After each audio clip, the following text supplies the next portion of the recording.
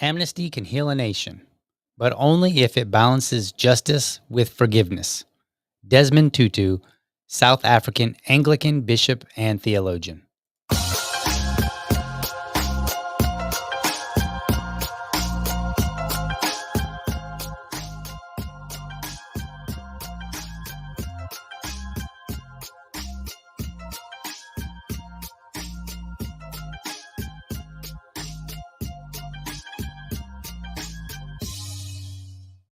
All right. Good morning. Whoa.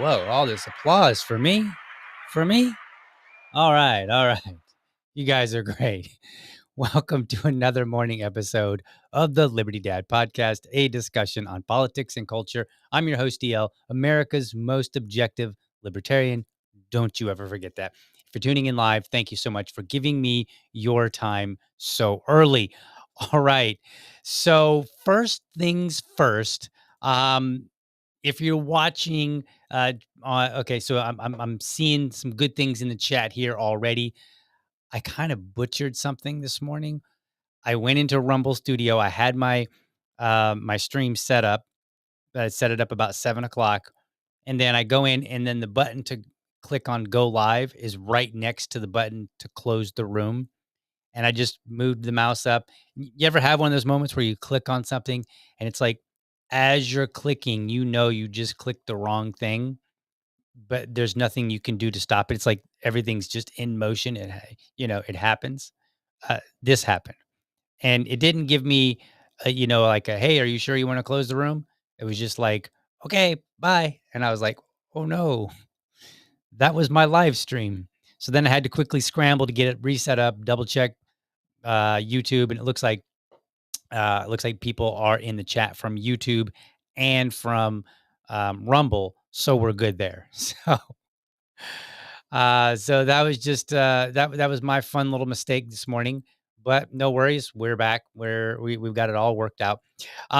Some announcements really quickly. I just want to let you guys know some stuff. I've made some decisions, and I do apologize to my VA lady. I made them kind of late last night after having conversations with my wife, so I wasn't able to give you give you an update. So you're kind of learning about this now. It's not, I don't think it's going to be a big deal, but just kind of letting you know, like sometimes decisions are made late in the evening and I can't reach out necessarily.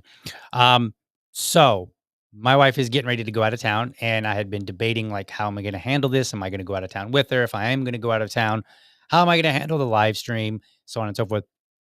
And we had some conversation, and we determined that I could go out of town for part of when she's going to be out, and then I'll just come back the rest of it. And so I'll be here at the house, and then she will be out doing her thing, visiting some friends with my son. So Friday, there will be no stream because I will be leaving early in the morning for my trip. Okay, so there's no stream Friday. However, I will stream Tuesday, Wednesday, and Thursday evening, in addition to the morning. Now, what I might do is, and I'm still working out some of the details, like kind of like what am I going to stream? My initial thought was to stream and do some of that Rumble premium content Tuesday, Wednesday, and Thursday, and start catching up on some of the Mom Donnie platform ideas or issues that I've been walking through. I might, just since I'm not going to be here Friday, maybe Thursday night, make that, an open show for everybody. Now, you guys are used to seeing me in the morning. So if you've got things going on in the evening, that's fine. But I may do one on Thursday night. And then instead of watching me in the morning, um, you can just, like, instead of watching me live in the morning, you could watch the Thursday night show. So that way you'll have a show every day. Then Monday, I will also not be streaming as well because I'll be coming back from my trip. And in that particular case, so what I'll do is the family will be gone. Now my wife leaves tomorrow. This is why I can do Tuesday night, Wednesday night, Thursday night, because I'm not going to have a family here, to be like, dad, honey, dad, honey, dad, honey. Right? That's what they do. I'm pretty in demand around here. It's pretty cool, actually. So Then same thing will happen next week. I will stream Tuesday, Wednesday, and Thursday night. And then Thursday night is the last night of the month. And then I'll also stream Tuesday morning, Wednesday morning, Thursday morning. So we'll be able to get all the cool numbers in, I believe, between, all this streaming that we've got going on. But I'm going to take advantage of the family not being present, which means I will have more time to myself to do whatever I need to do, which would be like prep and then do a show.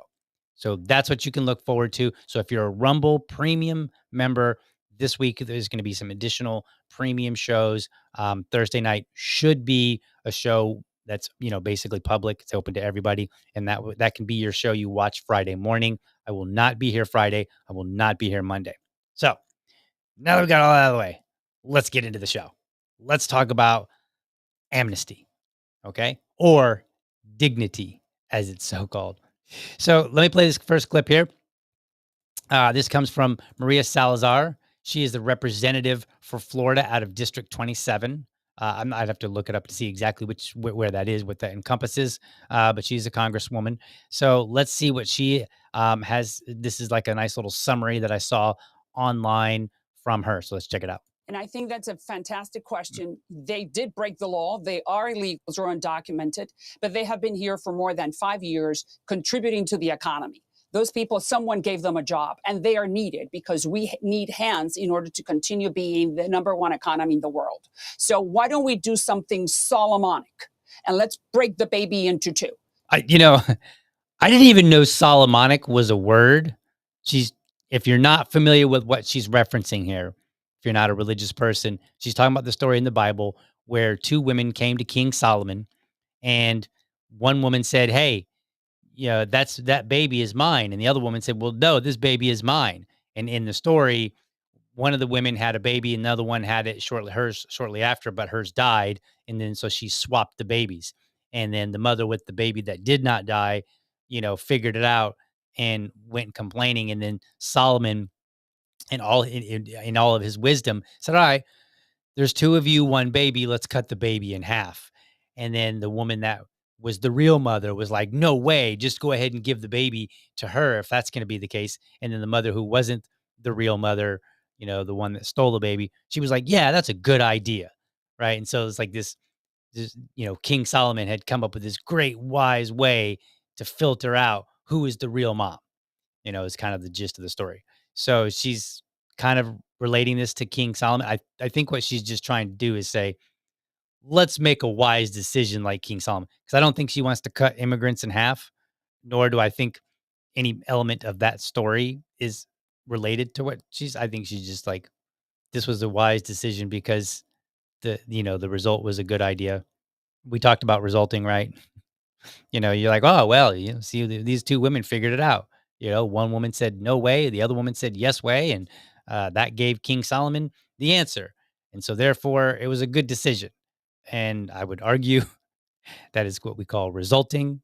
And so perhaps not. But anyway, we're not going to, that's beside the point. So that's what she's talking about here. And so she's using the word Solomonic. No path to citizenship in my law, no amnesty, no path ever. Just bring them out of the shadows, make them pay a fine for 7. Let's pause it for just a sec. Let's just note that this whole idea of no path ever, she cannot guarantee that, right? Unless it becomes like a constitutional amendment, then anything could be overturned or changed later. And even that it just would be more difficult. So she's just presenting a bill, and in no way would this bill guarantee. So and we're trying to be objective here, right? And I'll tell you my feelings on the bill as we go through it.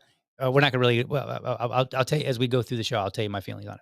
But I just want to make sure that we're clear that she cannot make that promise.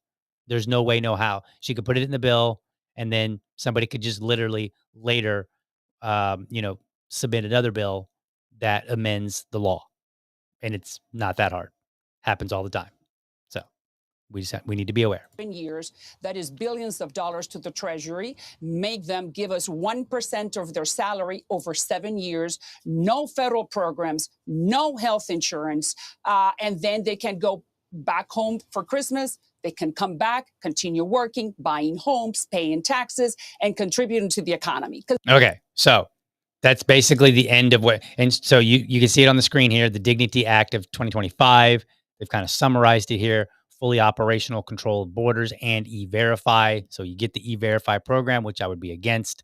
The Dignity program, 7-year legal status for those in the U.S. before 2021. So she's trying to address this whole Biden brought in all these illegal immigrants, or allowed a lot of illegal immigrants to come in by for whatever claim is made, right? Like he didn't do enough, he explicitly helped them, he bust them in. Whoever's argument that you're looking at, she's just basically addressing that by saying, all right, this only applies to people before 2021. Then it says permanent legal status for dreamers who meet requirements. Dreamers, of course, being the kids who basically grew up here. Asylum system reform, ends catch and release, $70 billion American workforce fund, not funded by taxpayers.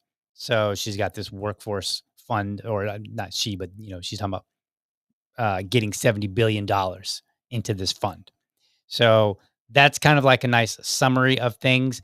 What I want to do is, normally I would bring the bill up and I would say, okay, here is the bill. Let's walk through it. Unfortunately, this particular bill is like 260 pages. So right there, I'm not a fan of this bill because it's so long. Are people like we have trouble getting people to read, 30-page bills. I don't need 260-page bills. And we're going to see why it's 260 pages and why I might have a problem with it as we go through it. So, in light of not going through the bill itself, which would be a primary source, I'm going to go to the next best primary source, which is Salazar's own website, where she kind of gives this little press release and then she has the summary of it. Okay. So she's the author of it, she's supporting it. So I think it's fair that I can draw from her. Then what I'm going to do is I'm going to draw from a summary of immigration reform, the National Immigration Forum. So they did a nice summary, which is only like 7 pages or something like that. And so we'll go through their assessment just to kind of keep it easy to go through, because legislation can be difficult. And if it's like 1 or 2 or maybe even 5 or 10 pages, probably not so bad in a 1-hour show. But when you get to 260 pages, that starts making it very difficult to go through. And I only read some of it. So, I have to, I'm going to come straight forward. I'm going to come clean. I was pretending to be a congressman and I only read some of it. Or actually, I guess if I was pretending, I wouldn't have read any of it. Anyway, so let's take a look at what she had to say on her website here. So make sure we zoom this in so that it's readable. So Representative Salazar introduces, scroll this here. That's scrolling is weird. Historic bipartisan Dignity Act to finally fix America's broken immigration system. Okay, we go down here.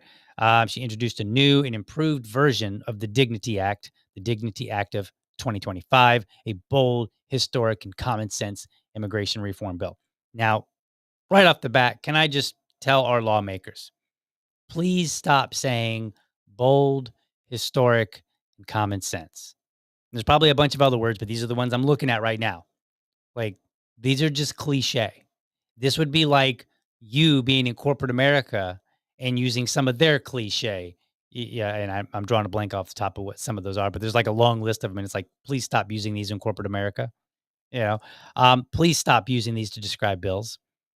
Like every bill you guys think is like the greatest bill. You're gonna always be like, this is a bold bill, or this is historic, or this is common sense. Like you're gonna say that about all of them. Are you ever gonna introduce a bill and be like, yeah, this one's kind of weak and it's not very historic. It's not really gonna have much impact. And there's a lot of not so good ideas in here. It's not really common sense. Like, are you going to describe? No, you're not. You're going to describe all your bills that way. So just stop. I feel like it's cliche.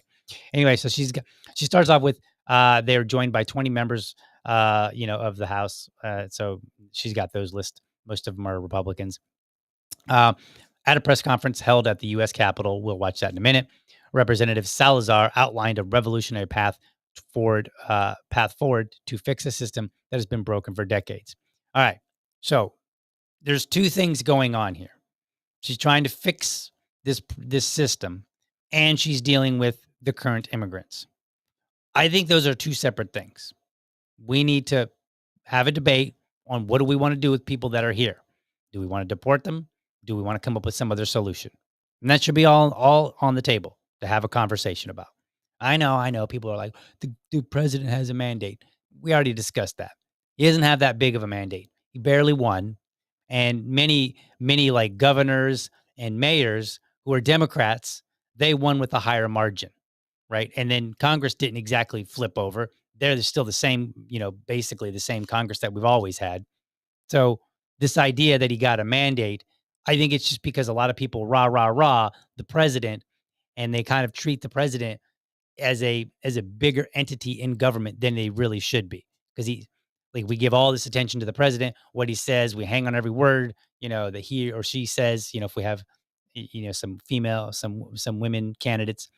But at the end of the day, if the president is the biggest change that you've made in all of your representatives, how big of a mandate could there possibly be? Like, how big of a mandate really is it to say, well, we voted in the president, but we didn't change out any other seats to guarantee he has to figure out how to get everybody to play ball. And he's got 2 years to do it in, because there's a good chance that in the midterms he will lose the Republican dominance in the Congress.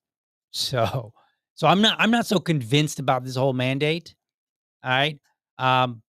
But that aside, let's get back to this press release here. There are two things going on. How do we handle the immigrants that are here, the illegal immigrants specifically? And then what about our system? And I think we need to treat them separately so we can have proper debates on both of them. The Dignity Act of 2025 is a revolutionary bill that offers a solution to our immigration crisis, secure the border, stop illegal immigration, and provide an earned opportunity for long-term immigrants to stay here and work. Okay, sounds pretty reasonable given the conversation that we've been having. Okay, secure the border, stop the illegal immigration. Now you know as well as I do that I favor more of an Ellis Island style of immigration, where basically we make it easier for people to come here. And then people that we don't want to come here, who would be violent criminals, in my assessment, then it would give us more resources to dedicate toward finding them and then getting rid of them and preventing them from coming in the first place. That's my vision. Okay. But we're not talking about my bill. We're talking about Representative Salazar bill. So she goes on to say, no amnesty, no handouts, no citizenship, just accountability and a path to stability for our economy and our future. Okay. Getting nitpicky here about language. She says no amnesty. That's what it is. Can we at least have an honest conversation? If people came here and we look and we say, you violated the law in coming here, separate from whether or not this is a good law. It is. I'm sorry. Separate or not whether it's a good law, it is a law, whether we like it or not, right? That's what I mean to say. I'm not saying it is a good law. That's a separate matter. They violated the law as is. Okay. Now we have to make a decision. If we don't punish you in the way that our law describes that we can punish you, then, and we do that intentionally, like we say, all right, we're going to offer you reprieve. This law will no longer be applicable to you. That is amnesty. So, Republicans, stop being weenies. Just say it. Right? It's like that commercial, or not that commercial, but that video where the host is like, I want to say, how come we can't say the N-word? And then can't remember his name, and he's a good actor though, but he's like, just say it. I'll say it with you. And the guy's like, no, I don't want to say it. Like, I feel like that's what Republicans are when it comes to amnesty, who support this. But just say it. Just say it's amnesty, and we think it's a good idea. Here's why. Just do that. Quit trying to use all this flowery language to cover it up, because we all see through that BS. We can see This is amnesty. Let's go on here. I'm not going to read all of this. Let's get down here. The Dignity Act delivers a long overdue solution. It secures the border, restores law and order, revitalizes the American workforce, and allows certain long term undocumented immigrants to earn legal status without amnesty or a path to citizenship. Okay, so again, skip this whole amnesty. Just say we're gonna give you amnesty. There's an opportunity for you to earn permanent legal status, or at least legal status that you can re-up at certain intervals. But you're not going to get a path to citizenship. Just say that. The bill restores order while offering a tough but fair opportunity for those who have contributed to the country. Okay, sounds fair because we also, if we're going to be honest about the bill and call it amnesty, then all the folks that want deportations also need to be honest and they need to say, okay, yes, many of these people are here illegally. And just like Representative Salazar is saying, they have contributed to this country, right? They have come here. And I know the argument we'll kind of talk about it in a minute. The argument tends to be like, oh, they took my job. Not a single American that you know can say, I was about to get this job, but then an illegal immigrant got it. Like, not one. But be honest. This is honesty day. Okay. You don't know anybody that can literally say with evidence, right? I didn't get this job because it went to an illegal immigrant. Nobody you know has been able to say that. Now, that doesn't mean that there aren't jobs for which an illegal immigrant is filling that an American couldn't fill. What that's just saying is, did they lose that opportunity because of the immigrant, the illegal immigrant who is working for, way fewer wages? I want you to think about that. Imagine an employer puts out a job application and then somebody tries to get the job. They apply for it and then they just take it underground. They're like, yeah, we're not gonna hire anybody. We're not gonna hire an American. We're gonna hire an illegal immigrant. They were just gonna do it for show. Like, no way are they gonna telegraph that. That's crazy. Anyway, unlike past efforts, the Dignity Act is fully funded through restitution payments and application fees made by immigrants, requiring no taxpayer no, no taxpayer dollars. Hmm. All right. I'm intrigued.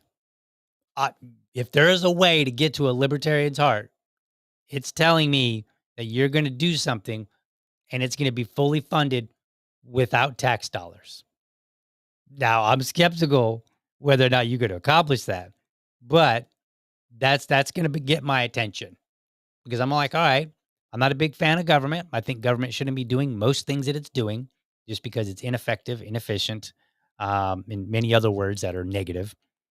But if it is doing something, then perhaps it figures out how to pay for itself. All right.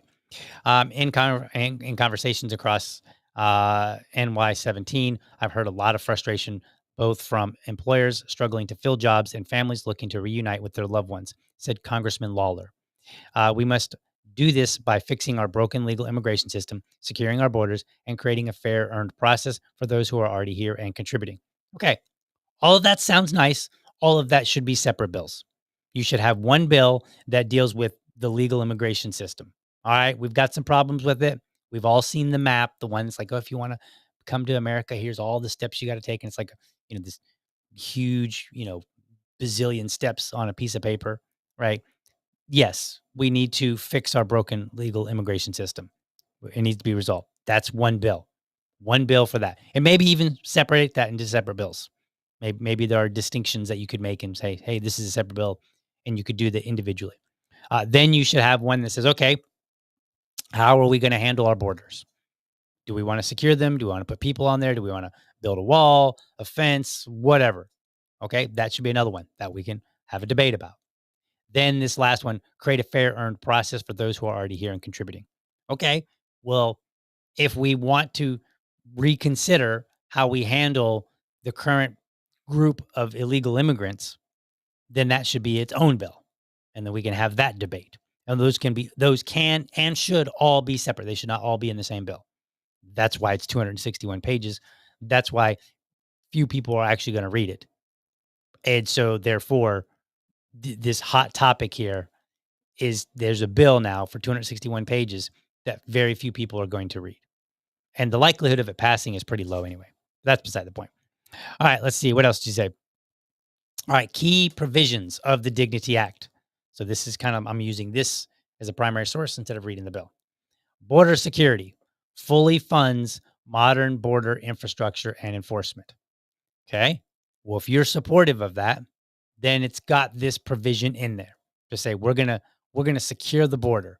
Here's the funding that we're gonna use. Here's how we're gonna do all of this stuff. So you can go in and you can read that particular portion and determine whether or not that meets the criteria that you think it should. Then we have mandatory e-verify, prevents illegal hiring and protects American jobs. Okay, well, I'm opposed to e-verify. I don't think the government should have any more information on its citizens than it absolutely has to have, which in most cases, it absolutely has to have pretty much none. It doesn't really need information on its citizens. So I'm not willing to give any more. So on this, and that is a big enough deal that I would object to the bill in its entirety just on that. I think it's that big of a deal. I think if you are looking to prevent a social credit score, then you oppose e-verify. You oppose any opportunity for the government to have more information about you. That's how you get a social credit score. More information about you, right? You don't get a social credit score when they have insufficient information about you because then they can't utilize that information against you. You see how that works? Asylum reform ends catch and release and ensures timely and credible outcomes. I think the asylum process does need to be reformed. In my immigration series that I did a while back, I talked about the asylum process. And in case, just to kind of really bring it up really quickly, the way that it works is people might want to come over here from some other country. They don't know our laws. They may not even speak English. And so they're not familiar with, okay, how do I get here? What do I do when I get there? What paperwork do I need to file? Blah, blah, blah.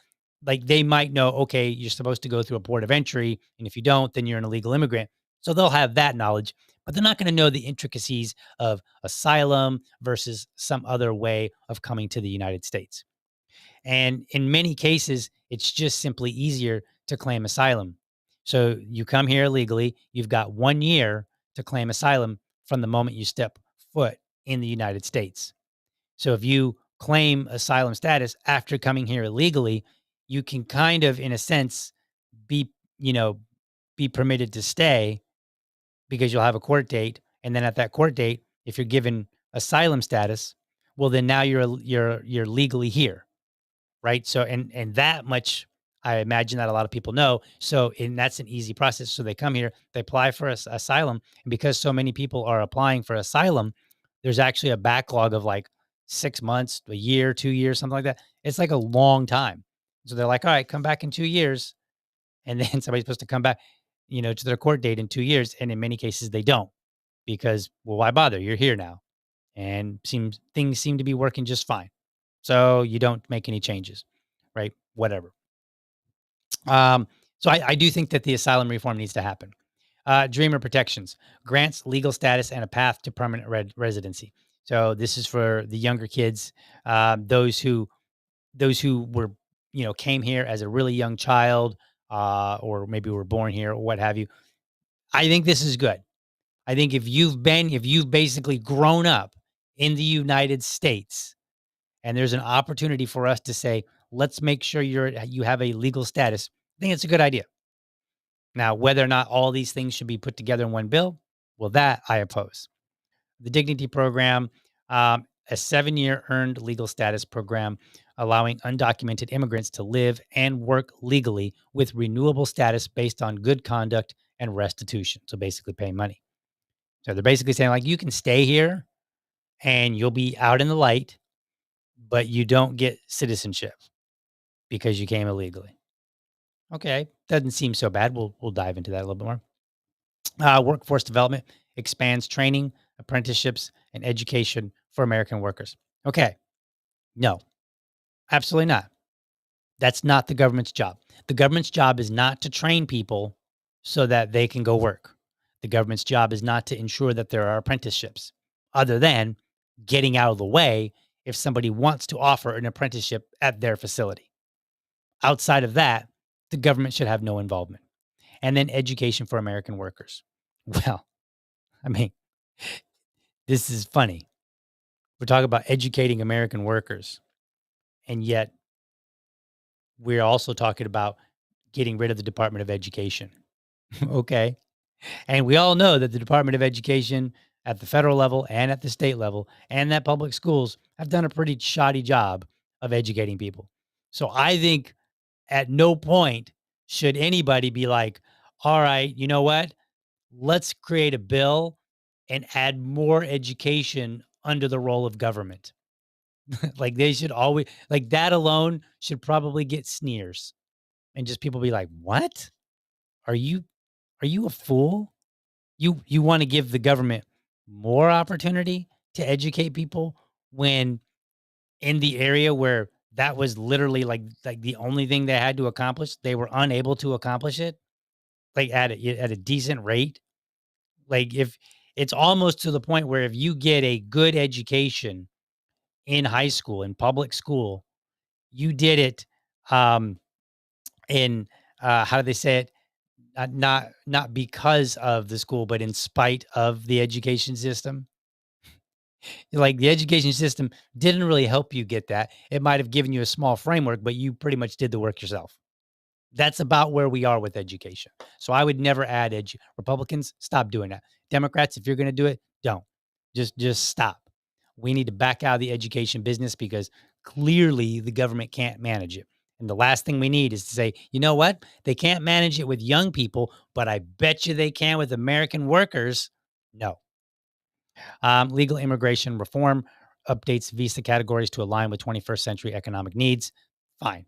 I would I would probably disagree with the elements, but I get their point here. Okay, they're saying like, look, we got to overhaul this whole system. It's not good. There's a lot of problems with it. I agree. There are a lot of problems with it, but we should separate those problems clearly because how we handle the current set of immigrants that are here illegally, and then how we may want to address border security are two entirely different things, and they need two entirely different debates. We don't need to have one sinking that might be a good idea because the other one's a trashy idea. With growing partisanship, support, and endorsements from immigration groups, faith leaders, businesses, the agriculture sector, uh, the agricultural sector, speaking too fast there, educators, and community leaders, the Dignity Act presents the strongest and most viable opportunity in years to achieve meaningful, lasting immigration reform. Okay, maybe. All right, so that's this. Let's see. I don't think there's anything. Yeah, there's that. So you can go and read that if you want. You can read it in full and everything that she had to say. Then we have the Dignity Act of 2025 bill summary. I just want to read a couple elements from here. So the bill is divided into three sections. So this, they support this. Okay. So I think if you're going to not use the primary source information for something, the next best thing would be somebody who supports it and is on their side, wants to see it go through, because then they're going to represent it fairly. If I was presenting, what the bill is about from somebody that opposed it, well, then they're likely to be, a little bit less fair in their presentation, and they may be, and we'll see that after the break. We're gonna look at some video clips of Laura Ingraham talking about this bill. But let's skip down here.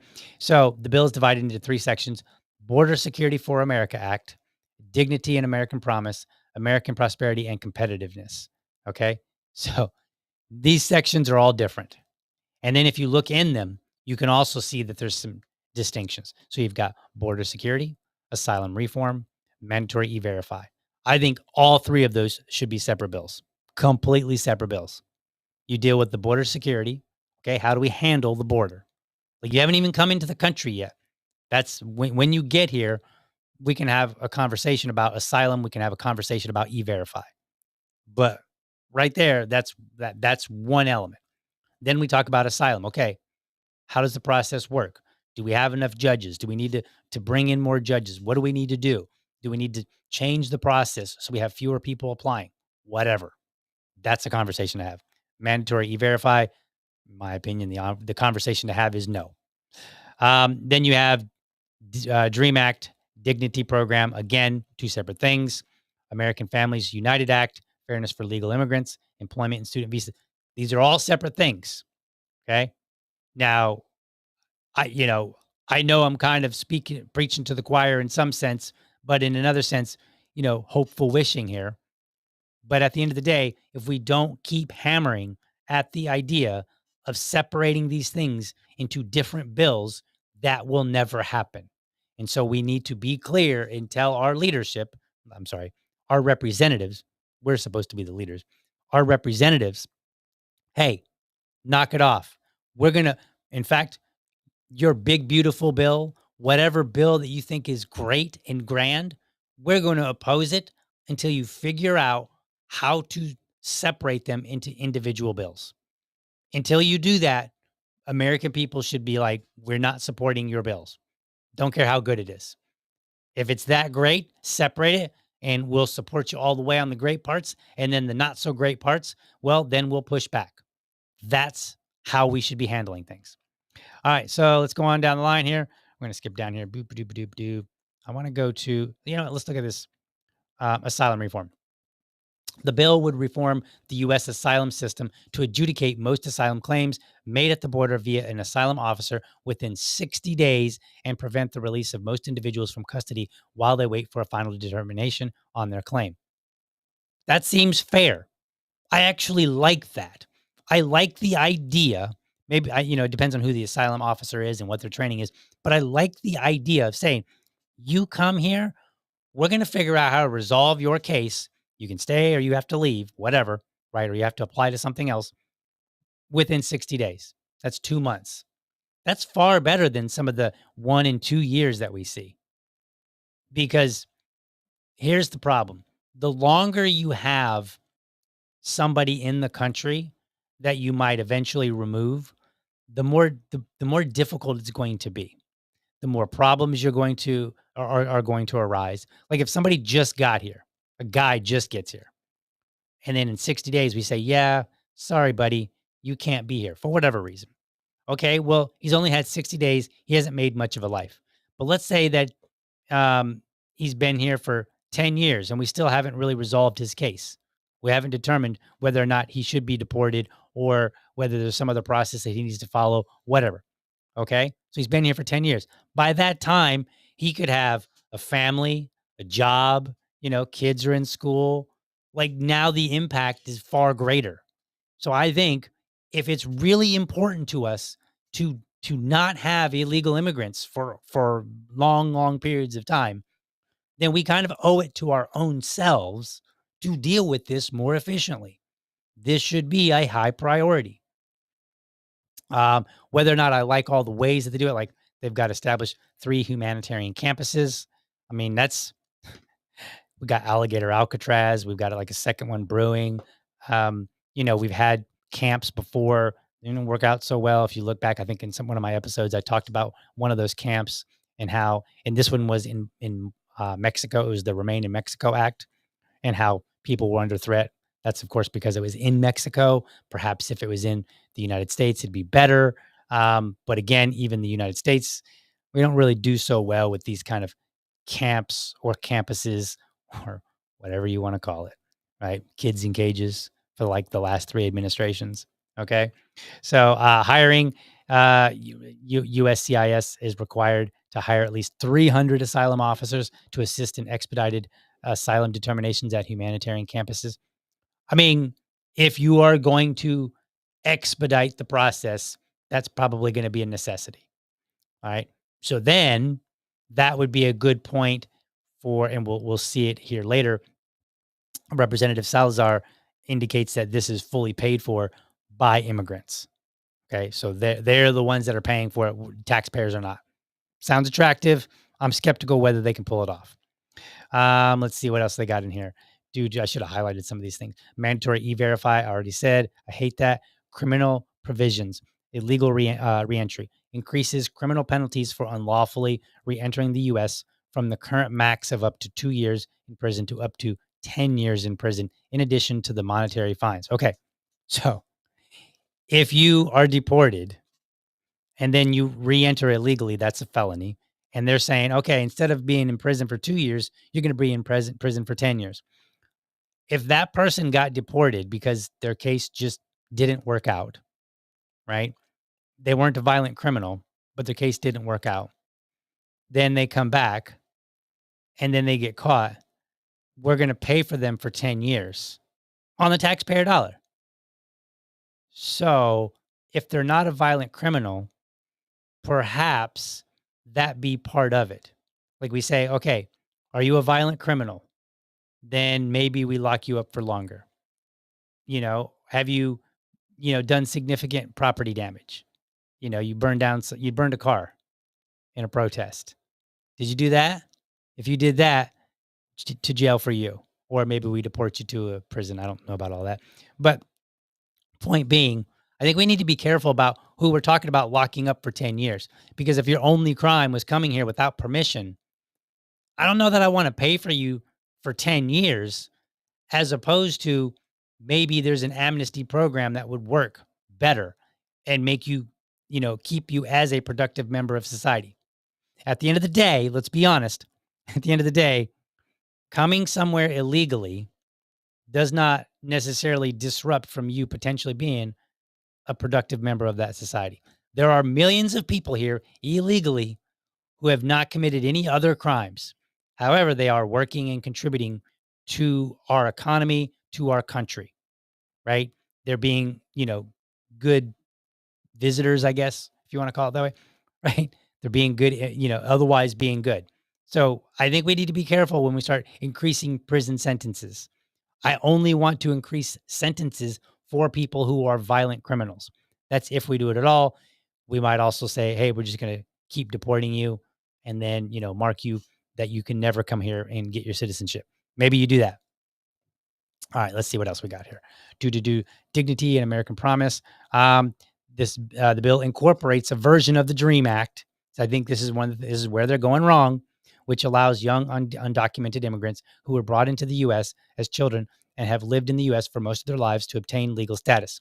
This section could allow up to 2.5 million Dreamers, including the roughly 525,000 DACA recipients, to continue to live and work in the U.S.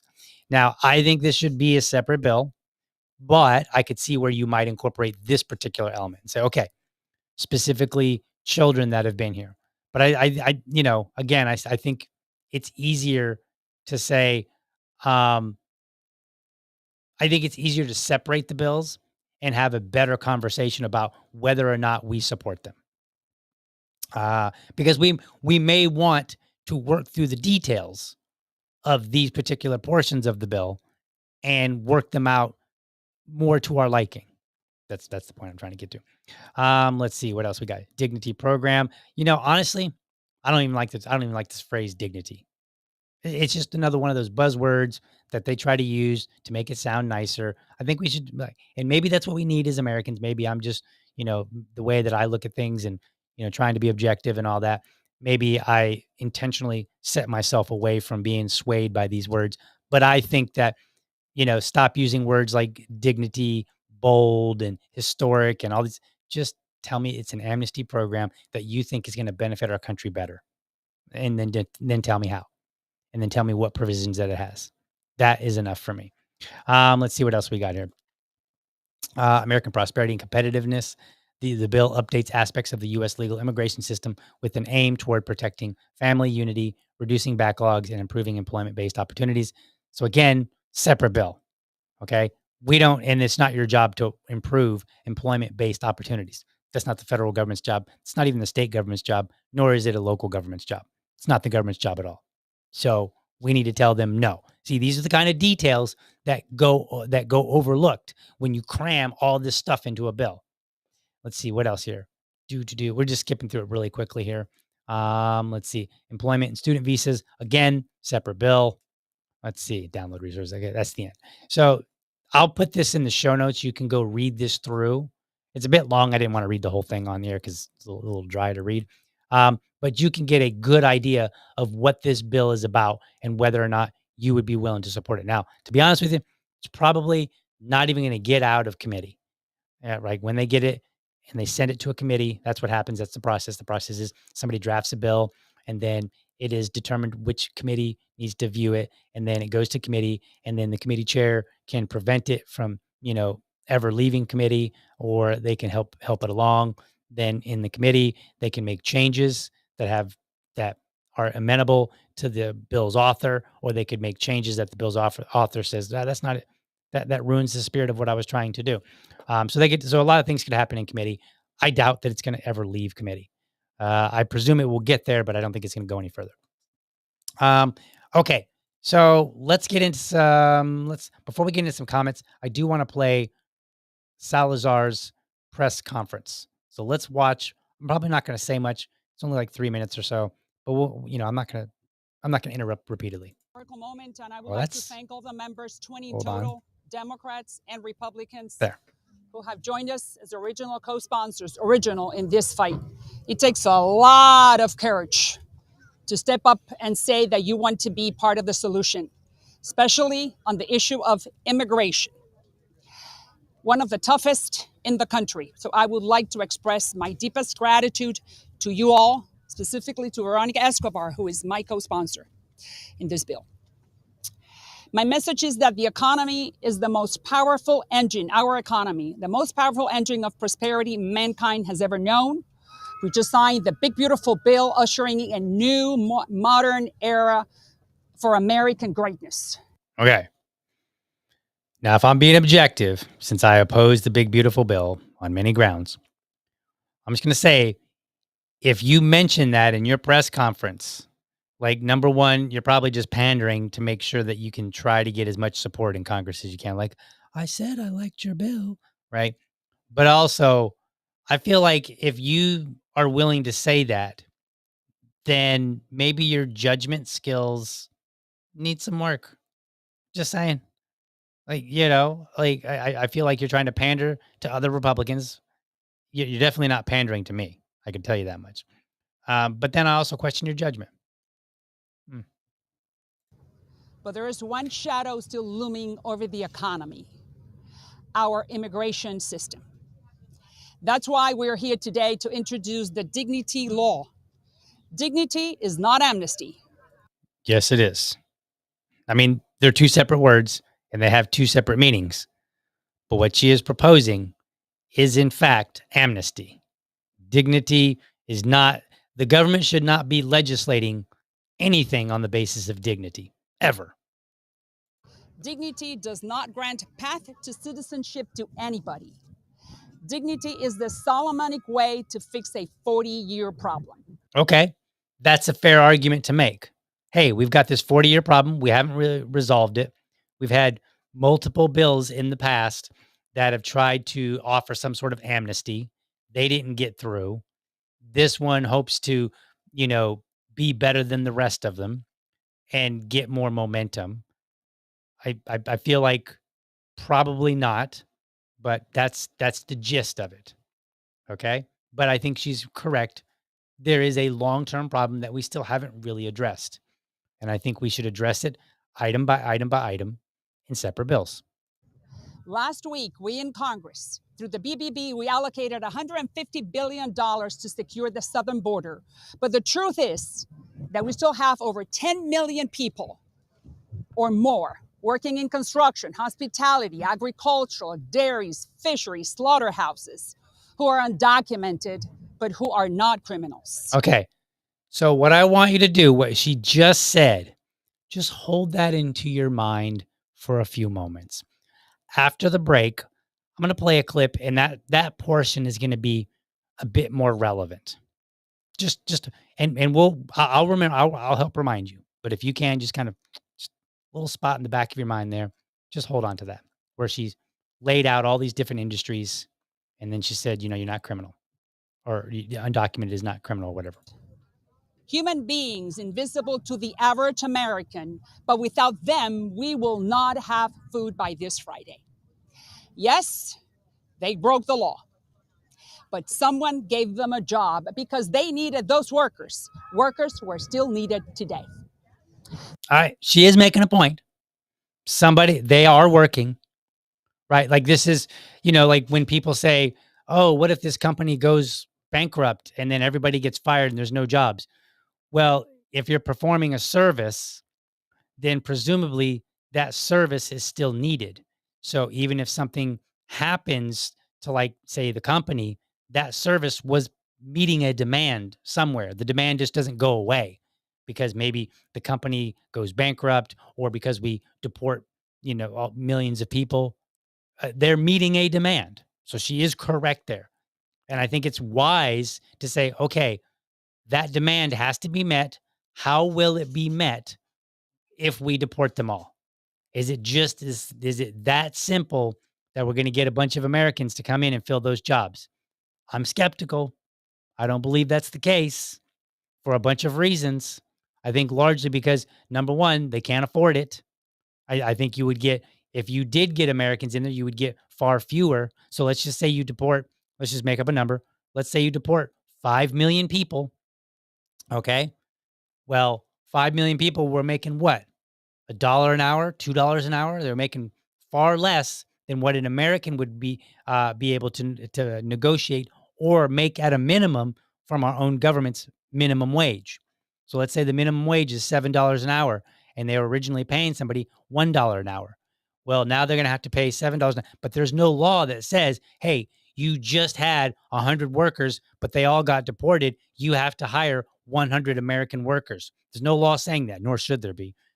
So what'll happen is if they were paying 100 workers $1 an hour, and now they got to pay American workers $7 an hour. Number one, that's depending on how many American workers they even get that are willing to pay to work for that pay. That's one issue. But then the next issue is, okay, well, now you go from basically spending $100 an hour in labor to $700 an hour. So it's 7 times as much. Something's going to happen. The prices are going to raise dramatically, or more than likely, you'll have the prices raise in some areas or to some degree. And then what you're going to probably see is far fewer people will be hired. They may even hire automation if they can. I just saw a video the other day showing like automated apple picker. Okay. Going down the line in between trees, literally with arms, reaching out and grabbing the apples and putting them in like a big hopper or whatever. Okay. So, but ultimately what that means is there's going to be fewer jobs still, right? There's not going to be the 100 jobs. It's going to be fewer than that. So if there are 100 Americans that are lined up hoping to get those jobs, well, guess what? Maybe half, I don't know. I'm just making up numbers at this moment, but maybe half will get a job at best, maybe less than half. So I think we need to be careful about presenting this as like, oh, this is going to help out Americans if we deport people. But we also have to have the conversation and say, okay, what is the actual benefit going to be? What is the benefit of them staying? What is the benefit of deporting them? We have to be able to weigh those out. And we're not really having that conversation. So I just wanted to kind of chime in that in some ways she's kind of correct. The Secretary of Homeland Security said it herself. Homeland Security, she said it herself clearly. Congress needs to write legislation to fix this mess. Well, here is the legislation, madam. No more need to choose between amnesty or deportation. Okay. So again, just to reiterate, this is amnesty. You're still picking between those two. We got to stop using it like it's a 4-letter word. It's okay to say amnesty. And if you support amnesty, then you should be willing to say so. I do. I have my variant of amnesty that I would support. And I have my rationale why. I could back it up. I will debate that with anybody. Okay. I'm not afraid to say the word. It's okay to say it. People need to, if we're going to get to a place where we're making Solomonic judgments, then we have to stop being afraid of words, and we have to stop trying to dress things up to make it sound more beautiful than it is. Just call it what it is and say what we expect the results to be. That's how we should be making decisions. Dignity bill is the answer. And here's how it works. If you are undocumented and you have been in the country for more than 5 years, you do not have a criminal record. You're working and paying taxes. You can come out of the shadows with no fear and apply for the dignity status. Okay. I agree with that. I support it. Yes, if you've been here for a long time, and the reason I say, now she has her different reasons. She's basically trying to get around the argument of Biden allowing a lot of people in. My argument is to say, I don't care about that so much. I look and I say, the longer you have been here, well, then the more you have contributed, presumably. And if you are not on welfare, if you don't have a criminal record, which she doesn't mention welfare, but if you're not on welfare and you don't have a criminal record, well, then I think it's a fair assessment or assumption to say, yes, you are a productive member of this community.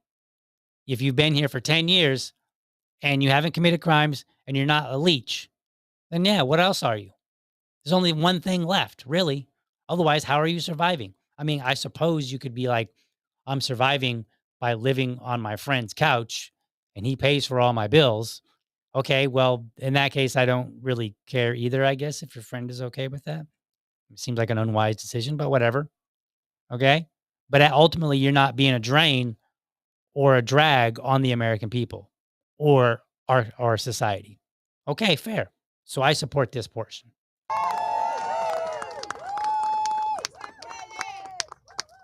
That means they will pay a fine of $7,000 over 7 years, buy their own health insurance with no access to any federal programs, and contribute 1% of their salary to the United States Treasury. That is $50 billion plus. Just Okay.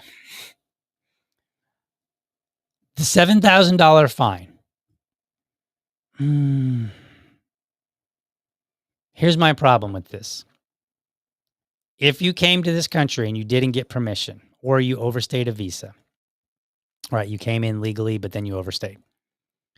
You have not, nobody has a grievance against you.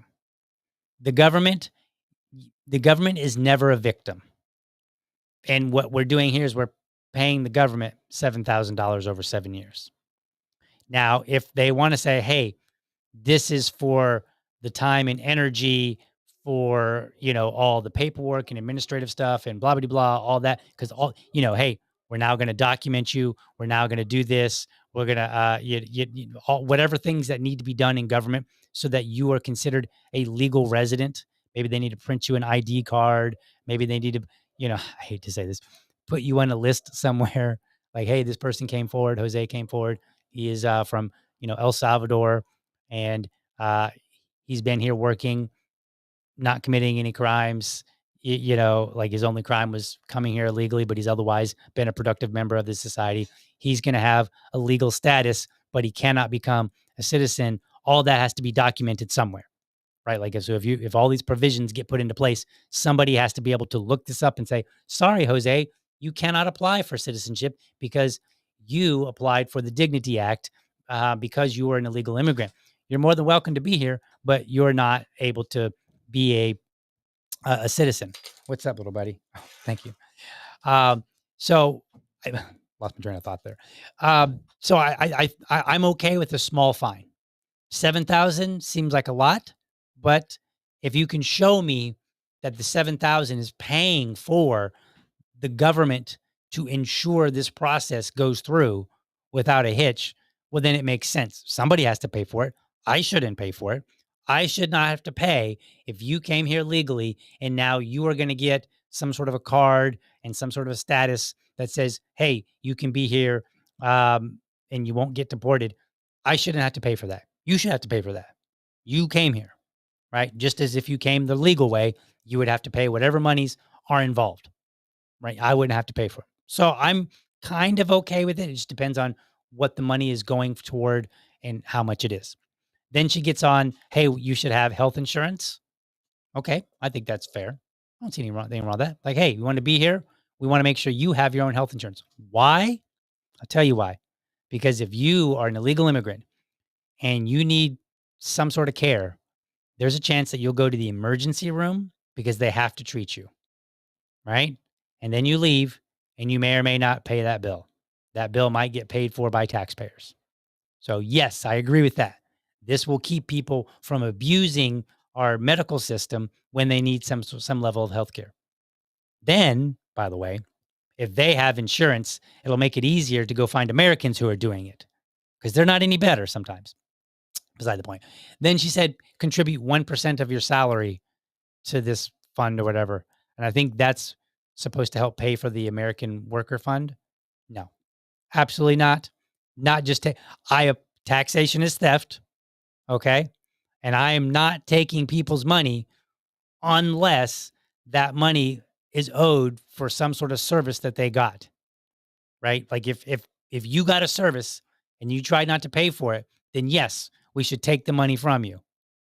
Right? Because you're paying for something, not just, oh, you didn't follow the right procedure, so therefore the government gets money. That doesn't work. And I don't like the incentive of we're going to get all this money from immigrants and use it for Americans. Like that seems kind of abusive. Like the whole idea here should be to do two things. Figure out who can stay and then get rid of those who cannot. That should be it. We shouldn't be trying to profit off of people coming here through the immigration process or through, as an illegal immigrant. We should not be trying to profit. We should just be trying to figure out, do you belong here? Can you stay? And if not, what are we doing? How are we getting rid of you? That's it. Those are the two things that we should be worried about. Let's listen to the last bit. Do the math. In return, they will never be deported. They will be able to go home for Christmas or to go bury their mother and come back to the United States, continue working and paying taxes. It gives them a dignified life in the promised land. Okay. I don't know that we're the promised land. I mean, they may see it that way. If you come in from a poor country, you might see the United States as the promised land. I think our leadership, our representatives, they need to be mindful again of the language that they use. This is just America. America is the greatest country on the planet. I wouldn't call it the promised land because who is making that promise to whom? Right? We can get down into the nitty gritty, but I think it's poor form to use that particular terminology. And I don't think it's the job of our representatives of our government to worry about giving somebody a dignified life. That's not your job. Your job should be to write laws that are objective and fair and treat people fairly. That's it. Nothing else. If I want a dignified life, most of that power is in my hands. So therefore, I can make my life a dignified life. It's not your job to give me dignity, because I look at it when I look at dignity, like a lot of people, and this is kind of weird that Republicans are even saying this, because normally you see this from the left, right? You see this whole like, oh, dignity, and you took their dignity. Let me tell you, you won't take my dignity. Okay, you could string me up, parade me around naked, and yeah, I'm gonna feel embarrassed and whatnot. But I have my dignity because that's not something that I'm allowing anybody else to give me or take away. Period. No matter what you do to me, you will not take my dignity because you can't. It is not within your power. And what you're doing is you're just making an ass out of yourself. If you do things that we normally would associate with taking away somebody's dignity, all you're really doing is making an ass of yourself. And I'm going to hold my head up high so that everybody knows it, that you are the ass. I am not. So I don't like this whole idea of dignity. Just call it amnesty and say, I think this is a better approach to dealing with this immigration issue. That's it. That's simple. Skip all the flowery language. Skip any language that tries to obscure or make something sound better or diminish something that sounds bad. Just lay it out. Spend more time worried about giving us good details, a good process to judge, rather than try to make it sound good and split those damn bills up. All right, so let's check out some comments, and then we'll go to intermission. We'll come back. So let's see what we got here. We've got John saying, morning, everyone. Morning to you, sir. Thank you for rejoining the show again. Let's see. My VA lady says, you don't get applause when you're late. It's hard to argue with that. But I did hit the button, so I don't, like, if I don't get applause, how did I get the applause? No, but seriously. Yes, I was late and I was really working. Like, I thought I was only going to be like 2 minutes late, which late is late. 2 minutes, however, is far better than 10. And then I hit that button and I got it all messed up. So let's see what else. Yes, no stream this Friday, 7:25, and Monday, 7:28. Okay. So take note of that. Put it in your calendars if you have to. I don't put it in my calendar. I just won't be here. Spank the bell so that you get notification when I do double streams. Good pro tip right there. That's awesome. Thank you so much for that. Let's see. John says they definitely need a path to citizenship, but at the same time, we need to extend our definition of asylum seeking to include cartels or organized crime, etc. So, fun thing about asylum, you can only claim and get asylum status if you're being persecuted, and you can demonstrate that. So a lot of people actually come over here, they apply for asylum and they actually get denied, and then they apply for something else and, whatever. But because there's so many people that are applying for asylum, that's why you have this huge long backlog.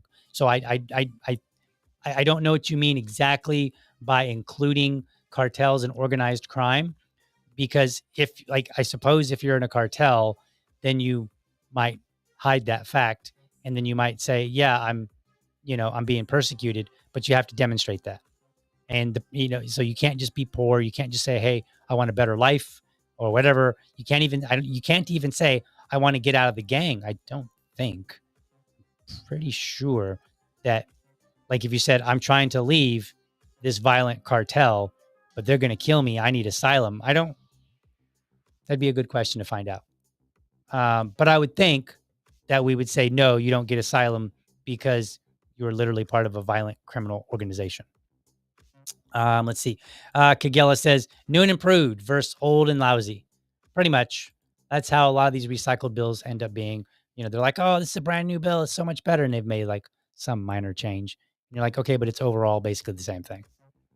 Department of Education hurt kids learning more than anything else. I agree. Let's see. That Liberty lady says, life, liberty, and the pursuit of happiness, not the promise of happiness, even the promised land. Correct. Absolutely. Life, liberty, and the pursuit of happiness. We won't get in your way if you want to pursue happiness. And as long as you are happily pursuing happiness and you're not causing problems, robbing people, stealing their stuff, being violent, then you should remain on that path to happiness. And hopefully you get there. All right, so let's go to commercial break. We'll come back and we'll deal with some objections from Laura Ingraham. Where we go. Bam. Hey, Liberty fam, do me a favor. If you enjoyed the show, be sure to hit the like and subscribe button to my channel. And for the really serious folks out there, I want you to hit that bell so that you never miss an episode. By the way, if you want to support the show, head over to libertydad.locals.com and sign up. For $5, you can be part of this show.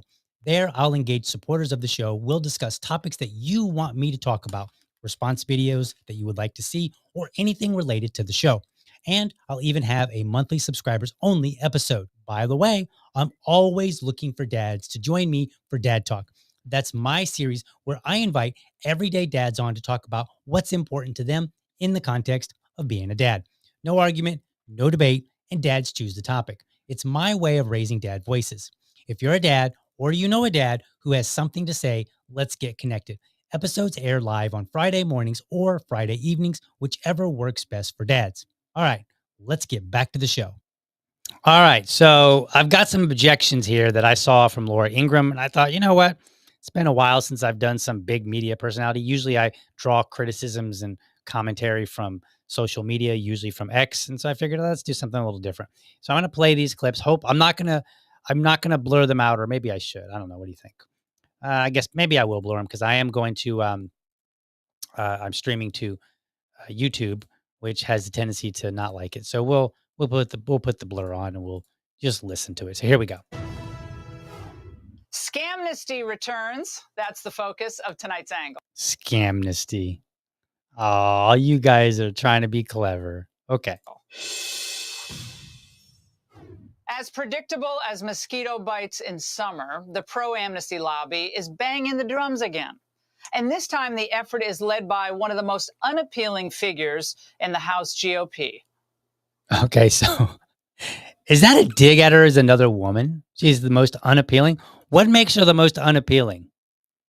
And she said the House GOP. Is she not familiar with Randy frickin' Fine?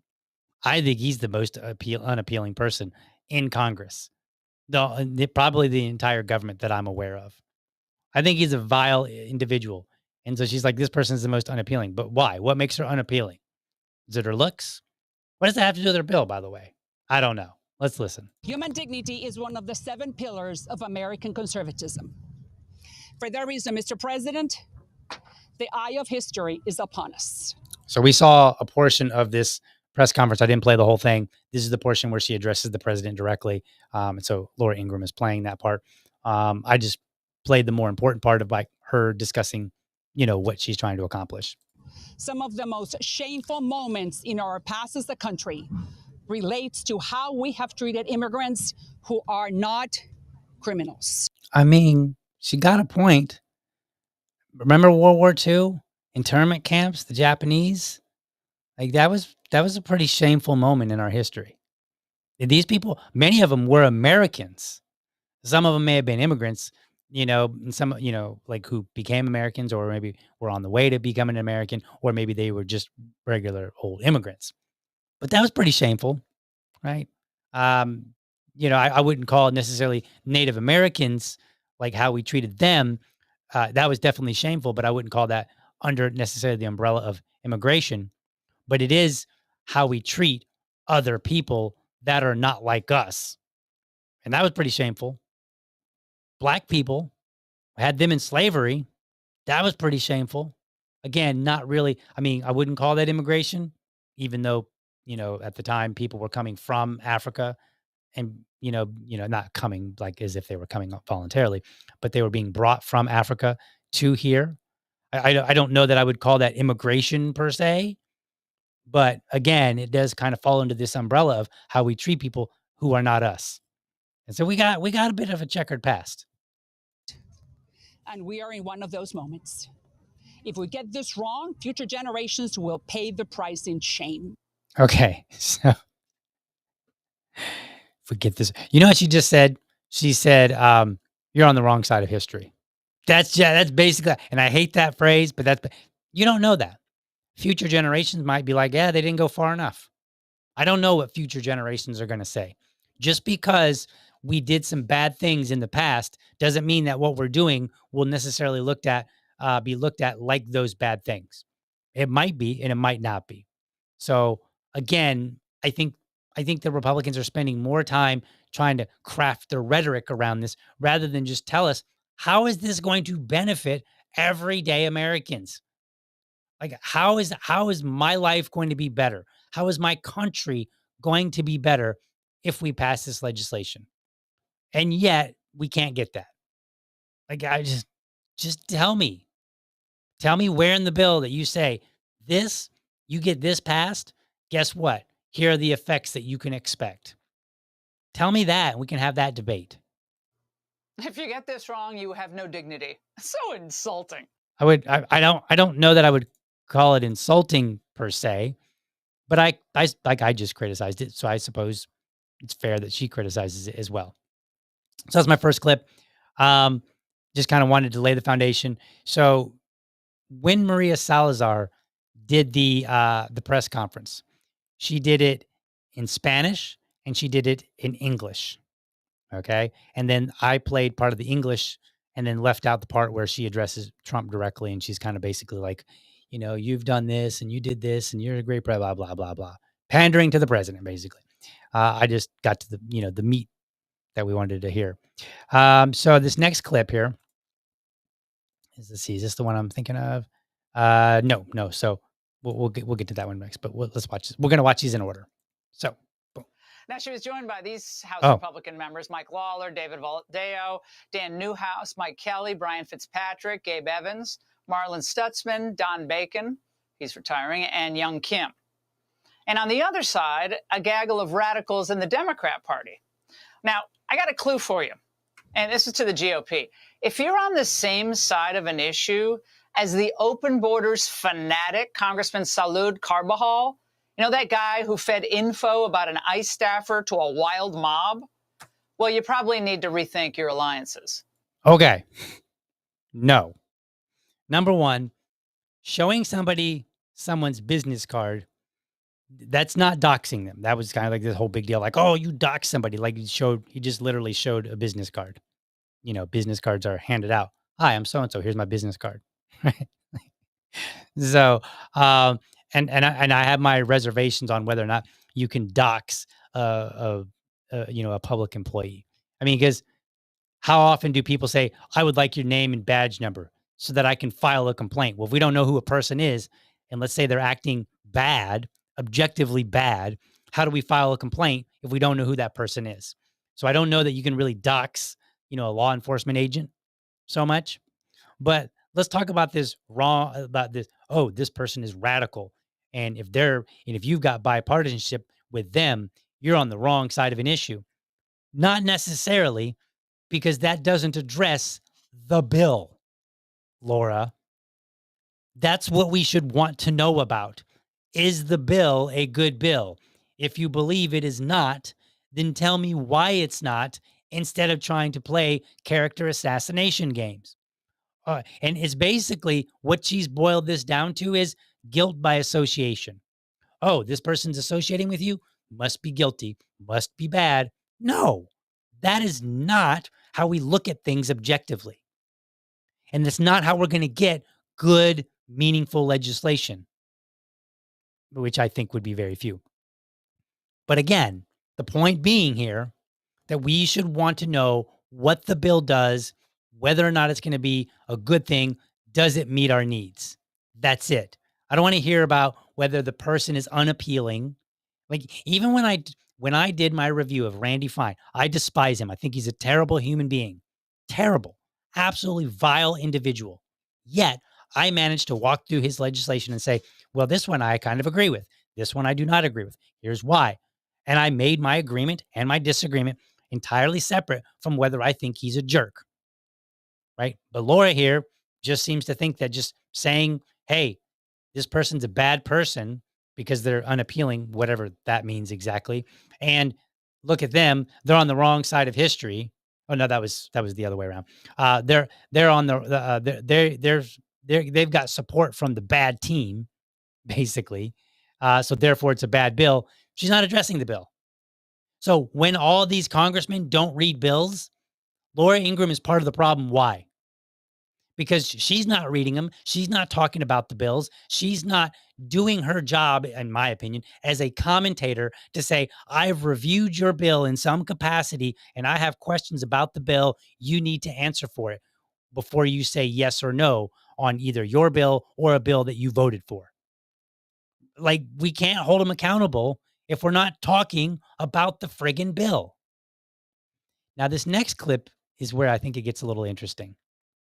And this is a bit deceitful. So remember when I told you to hold something in the back of your mind a little bit, where in the middle of her Salazar's press conference, she started going on about documented workers in the industries that they were in, right?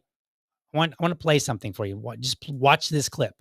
And all I did not do any deceitful cuts. All I did was say, okay, Laura's talking about this one thing here, clip this. Okay, now she's making this argument here, clip this.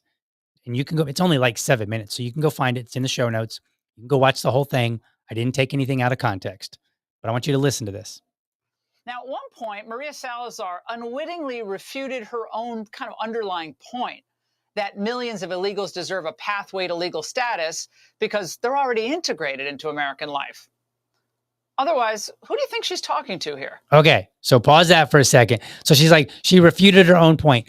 She actually kind of did, because she's trying to say, like, this is not asylum. Asylum is when you basically grant somebody forgiveness from any punishment for doing a thing. You say, like, look, I acknowledge that you did this thing. We're going to clear the record for you. Right? That's basically what amnesty is. Well, she said, if somebody came over here legally and yeah, they broke the law, but they contributed to our society. So she does kind of undermine her own argument by saying they broke the law, but then saying this is not amnesty. No, it is. Just say it and be comfortable with it.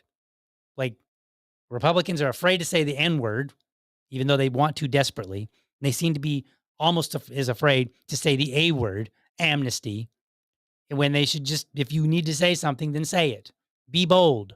If you want to use the word bold, talk about how you talk about things and how you communicate ideas. Be bold and just say it. Anyway, let's get back to the point here. Pero todavía dentro de este país tenemos millones y All millones. right, I'm going to pause this for a second. So she's speaking in Spanish. I'm going to take the blur off so you can see it here. Okay. And let's hide me. Let's do this. So here, within this country, we still have millions and millions of people who for years have worked in construction. De personas que por años han trabajado en la construcción, en los hoteles. Okay, in hotels, in the fields, in dairy, in fishing, and in slaughterhouses. En los campos, en la lechería, en la pesca, en los mataderos. Serán indocumentados. They may be undocumented, but they are not criminals. Pero no son delincuentes. Son seres humanos. They are human beings who are invisible to many Americans who don't know them. Que son invisibles para muchos estadounidenses que no lo conocen, pero sin ellos. But without them in the fields, we won't have any food by the end of this week. Okay. Do you catch what happened here? So Laura Ingraham was like, let me put this back here. Laura Ingraham was like, who do you think she's talking to here? And she plays the Spanish portion, which is just the Spanish version of the English version that she had given us. And I don't know which order they went in, because when you go to her YouTube page, when you go to Salazar's YouTube page, you see that those two clips, they're about 4 or 5 minutes or so. They're next to each other, but they're separate. So I don't know. I'd have to go look up and figure out which one that she used first. I presume that she gave it in English first, then gave it in Spanish. That would make sense to me. And so now I don't know Spanish, so I can't watch it and review it. But that little clip there was what she said in English, right? So this whole idea of like, who do you think she's talking to? It almost presents it as if Maria Salazar is trying to tell Americans one thing, but then telling Spanish-speaking people something else. But it's not. What she actually did was she spoke, this, as far as I can tell, the same message to two different groups. But Laura Ingraham is misrepresenting it through this little clever trick where, like, she plays the Spanish version. It just makes it sound like, oh, she's not even talking to Americans. She's not working on behalf of... No, she's talking to people that speak Spanish who may be better with that language than they are with English. Now, you can make the arguments and say, well, they should know English, blah, blah, blah, yada, yada, yada. All that aside, a lot of people who are very competent in English still prefer their native language when they're speaking to other people, right? There are valid uses for using one language or the other in the United States. There's a time and place for these things, right? When my wife is talking to some of her Indonesian friends, they talk in Indonesian, right? And when they talk to me, they talk in English. And that's okay. So the fact that she said it in Spanish should not be a problem, except for to say, Laura, you're being dishonest. All right. I think I got another clip here, and then we can maybe wind it down. Let's see what we got. And I got 2 clips. I probably can play them. So let's play this next one. Let's see here. Let's make sure we got the blur on so that we don't get in trouble from YouTube. Where were these calls for dignity, and for compassion when millions of American workers were displaced by cheap foreign labor or had their jobs offshored? Now, the idea, by the way, that Americans can't or don't... Okay. Yeah, have you heard the term whataboutism? That's literally this right here. She's engaging in whataboutism. I hate the term most of the time because people abuse it. You know, a lot of times whataboutism can be a tool to kind of evade answering questions and, being forthright about a thing. But it also can be a tool to point out people's hypocrisy. So again, we're talking about this bill, and Laura, in this whole spiel, doesn't describe any elements of the bill and why they would be bad and why we should continue doing what we're doing. She doesn't really talk about the bill. She's just talking about the people who are supporting the bill. Okay? And she's misrepresenting how they're speaking to the public at large. But this idea of like, oh, what about American workers when their jobs went overseas? The hell does that have to do with anything? Nothing. It has nothing to do with this conversation. That is an entirely separate matter, right? And now, if you want to say, hey, let's just talk about whether or not this is the kind of effect that we want from a bill, that's fine. But I don't think we should be having this argument over like, oh, this will make things dignified for people. I don't think that's not the government's job, nor is it worthwhile to say, oh, you want to make it dignified for some people? What about this thing over here? Was that dignified? Maybe not, but that's not the government's job. So maybe you could be more objective there, Ms. Ingram, and just say, hey, dignity is not the government's role. And then you could maybe play clips more honestly. Don't work in one of these sectors is one of the most insidious and insulting lies the amnesty fanatics love to sell. In my family, 1970s, our jobs were critical to help paying bills and giving us experience. My mom was a waitress for 25 plus years. My brother picked tobacco. We delivered papers. Other brothers were busboys. We did neighbors' lawns. We worked in fast food. We helped with neighbors' childcare and picked blueberries. So dignity, Senora Salazar, is what American workers used to have who supported their families by building houses, working in convalescent homes, restaurants, running family landscaping businesses, and the list goes on. Okay. So here's the deal. Number one, I'm not going to give her a hard time for saying back in my day, because all of us old people like to say that. Back in my day, However, it does need to be tempered with recognizing that this is no longer back in your day. Things are different. Perhaps back in the 70s, Americans were more willing to do certain jobs. Why? We didn't have a technology revolution. Like a lot of people want to get in on technology now. A lot of people might actually prefer sitting down at a laptop, working on it in the nice, cool, air-conditioned building, as opposed to working outside in the hot sun and physically demanding, sweating all day, coming home dirty, nasty, stinky. They might actually just prefer a different line of work because it's available. So it's fine to say, hey, back in my day, Americans did a lot of these jobs, and that's fine. And there's an argument to be had there. But you also need to acknowledge that today we are living in a different situation. We have, like, my son is growing up with video games that, like, he loves Minecraft. If you've ever played Minecraft, it's like this square blocky type game. It's not like super, it's not the graphics aren't like super impressive. I mean, they are for the style that it does, but they're not impressive compared to maybe other video games, which have really real looking graphics. Okay. But even still, that game is far beyond anything that I had when I was growing up in the 80s and 90s. And my son has this now. He has things that I did not have, that I couldn't even imagine. Okay. Like he has them. Like I have a riding mower that is all electric. You probably weren't even thinking about all electric riding mowers back in those days because you were like, I got a push mower. That's what I can afford. Can't afford one of them fancy ones. I don't even know if I assume that they had riding mowers back when I was growing up. I just don't recall seeing them, too much. Oh, you know what? I take it back. Yeah, we did. I don't know why I'm thinking. We did have them. They were relatively expensive. I don't know why. Why did I think that? Whatever. It dawned on me like, no, we had 7 acres growing up at one point, and I had to go mow the lawn on our John Deere. So I'm not sure what I was thinking there. But the point being, things are different. So it's okay to say back in my day, but you do need to temper that with where are we today? Where we are today, a lot of Americans don't want to do that job because it's literally the choice of sitting in an office building where it's nice air conditioning. I can lean over the cubicle and say, "Hey, Bob, you want to go to lunch?" And he might like, "Yeah, let's go to lunch. We'll go for early lunch." And then I might tell my boss, "Hey, we're going for an early lunch. We'll be back in time for the meeting, at 1 o'clock or whatever." Right? Like we can do those things, and there's a lot of flexibility that people enjoy, even if we don't like working in an office. But that might be more preferable than working out in the fields, picking blueberries or picking tobacco, like she said. And so we may just like be in a different era where we don't want to do that.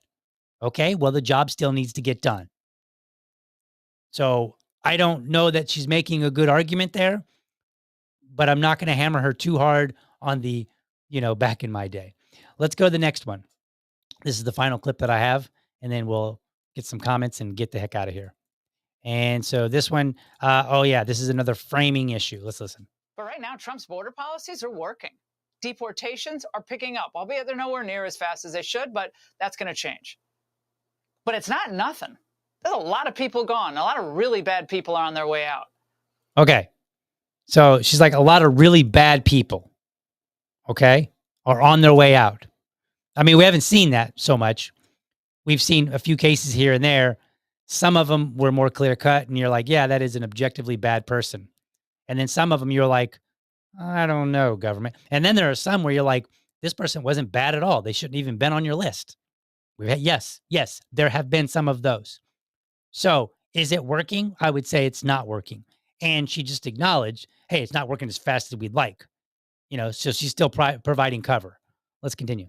And the no exceptions approach sends a strong message to the cheap labor lobby and the cartels and to anyone thinking of coming here illegally. Okay, this is the framing issue that I have a problem with.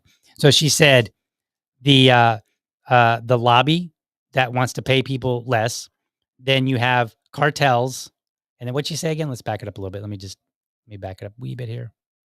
Message to the cheap labor lobby, cartel, and to anyone thinking of coming here illegally. So her framing there kind of puts all three of those at the same level. Like if you're a violent criminal and then somebody that came here and their only crime is literally coming here illegally, she's putting you in the same category. She's framing this as if they're all the same, but they're not. That's the point of having this debate. Are there people that are objectively bad that we're going to all agree with? Yes. Bad person. We need to do something about them. They murdered somebody. They stole somebody's car. They, whatever. Yes. There are some immigrants that are like that.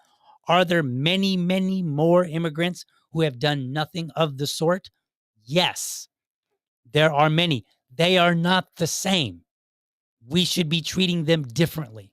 Now, at the end of the day, we might, as a country, decide, let's deport them all. And fair if that's the conclusion that we come to. But before we get to that conclusion, we should treat people who they are, not who we perceive them to be. And commentators like Laura Ingraham, who in this whole clip does not address the bill and whether or not it's a good bill, bad bill, some pitfalls of it. She doesn't address any of that. All she does is just continually reframe the issue and try to deceive the people that are listening to her, right? She plays the Spanish version of it, and she's like, who is she talking to? As if she didn't just say that in English. But she did. Maria Salazar did say that in English.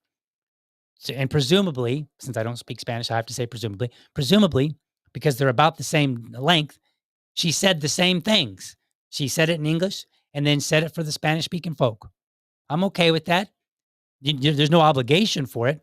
But if somebody happens to speak two languages and they want to add, a little bit of communication clarity through using a second language, I'm okay with that. There's no obligation. You come here, you should expect that we speak English. And if somebody cuts you a little bit of slack by speaking your native tongue, well, then all the better for you. But it's not an obligation. So for me, I have a big issue with how people are framing this because we're not having an honest conversation. There are real problems to solve. We cannot solve these problems properly as we should be able to. America's supposed to be the greatest. You can't be the greatest if you can't figure out how to solve these problems the best. without all this hyperbole and nonsense and false framing and whatever else. So that's what I got. Let me get to some comments here, and then we'll get the heck out of here. Let's see. Wrong side of history makes me want to vomit. Such a cringe phrase. It is. It really is, John. Oops, did I click a button? That was another one. Asylum is strictly about government targeting you, but most of these people are leaving because of cartels in South and Central America. Okay. I see what you're saying. Yes. Yeah, I think the cartels and the way the governments are running things in other countries are creating conditions where people actually want to leave who would otherwise not want to leave. And then if we really want to dive down deep, we can talk about how foreign policy on behalf of the United States contributes to that. That's its own conversation to have. So, all right. So that Liberty lady said, got to head out. See you guys in the morning. Awesome. I will see you tomorrow. I don't see any other comments on any of the other socials. So we are going to head out for today. Let me make sure. Where do we go here? Yeah, I think we're good. All right, folks. Well, I will see you guys tomorrow morning and then again tomorrow evening. But for now, we're going to head out. I'm not even going to do my typical closing. So we're just going to head on out for the day. I'm going to be making some changes to my closing. So I will see you guys tomorrow.